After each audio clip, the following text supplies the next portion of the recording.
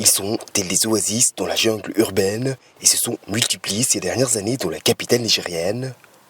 Des pépinières et jardins installés le long des routes et qui proposent à la vente des centaines, voire des milliers d'arbres et de plants en tout genre. Un marché qui n'a cessé de prendre de l'ampleur face à une demande de plus en plus importante. Cela fait 20 ans que je suis jardinier. Mais ces dernières années, de plus en plus de gens viennent nous voir pour décorer leur maison ou leur jardin. Nous leur proposons des arbres fruitiers, des fleurs et même des plantes médicinales. Il nous arrive également d'exporter de l'extérieur certains arbres comme des palmiers, dont la demande est forte. Une activité florissante qui néanmoins nécessite une ressource indispensable, à savoir l'eau servant à l'arrosage.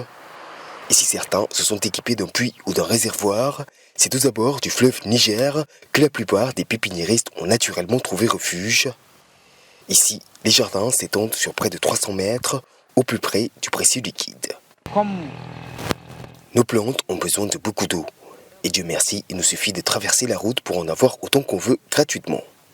Cela est très pratique, surtout en période de saison sèche où il faut arroser toutes les 2 heures. Un métier difficile qui n'en attire pas moins de plus en plus de personnes. Des jeunes, pour la plupart, dont la saison haute est l'occasion de trouver un emploi dans l'entretien et l'arrosage des plantes. C'est le cas de Ramadan Seini, jardinier amateur depuis la fermeture des classes. Lorsque je suis en vacances, je viens ici pour arroser les plants et aider mon oncle à vendre ses arbres. Je le fais chaque année et l'argent que je gagne ici me permet d'acheter des habits et des fournitures pour la rentrée suivante. Autrefois, chasse gardée des expatriés, la vente de fleurs et arbustes décoratifs intéresse de plus en plus de natifs nigériens. Certains se sont d'ailleurs spécialisés dans la décoration florale, encouragés par un nouvel engouement des particuliers pour les aménagements verts.